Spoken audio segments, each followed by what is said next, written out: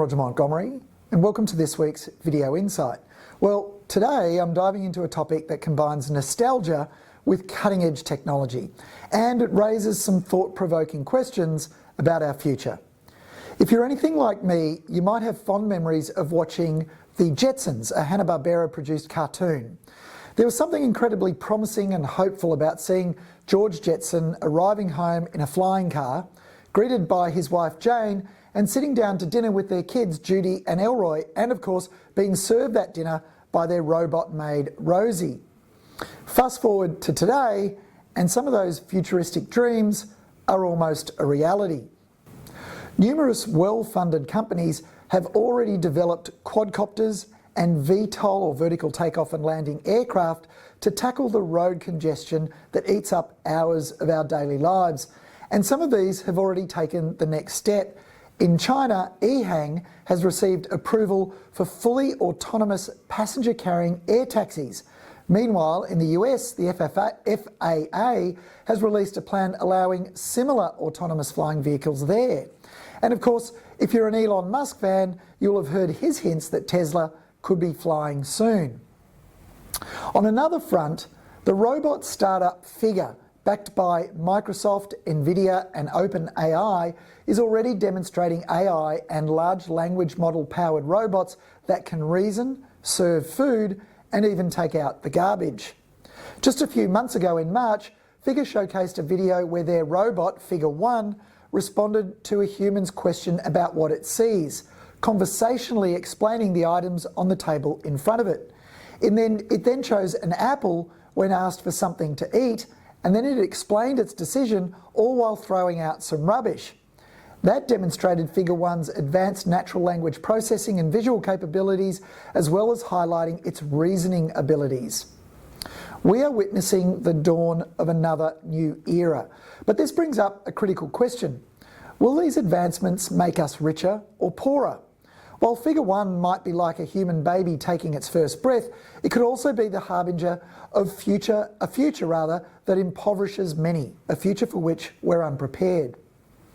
Now, governments are racing, but are they racing to the right thing? They're racing to make autonomous air taxis safe, and they're also working to address the existential threats posed by AI. But once those issues are resolved, what are they doing about the risk that capitalism's current structure only benefits a few while making everyone else poorer? We all know about the displacement of jobs due to the mass rollout of autonomous robots, and Goldman Sachs estimates that AI could displace or degrade 300 million jobs across the US and Europe alone. What hasn't been extensively covered, however, is how the revenue models of these technology suppliers, particularly the giants with monopoly power, will impact businesses and consumers. Take your local mechanic, for example. The advent of more complicated cars, or more reliable cars with fewer moving parts, might seem like a threat to their income. Today, vehicle repairs often start with diagnosing an error code, requiring multiple software and hardware systems, all supplied by subscription services. These service providers hold their customers captive because these systems are essential to the business of the mechanic. This creates a local monopoly, allowing providers to continuously raise their prices. And what can the mechanic do? Well, not much. And it's not just the mechanic. Accounting systems, hardware, tools and equipment suppliers are all moving towards subscription models along with the Internet of Things. This forces customers to adopt new systems and pay ongoing fees, adding to their costs.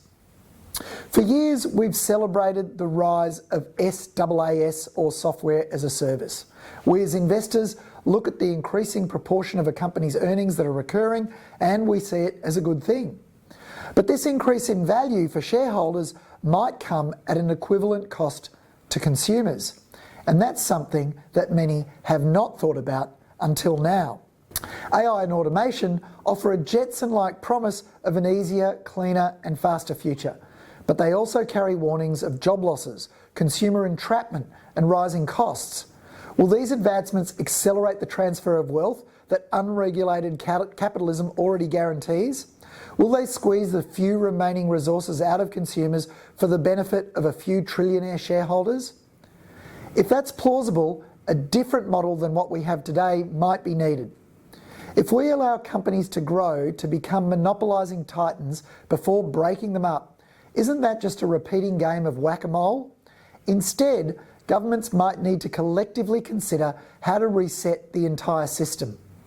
They can't regulate the unknowable future side effects of SaaS-based automation and AI. So should they force a democratisation of these companies instead? Should the consumers who are forced to subscribe to their services or forced out of work by them all own them, sharing in their profits?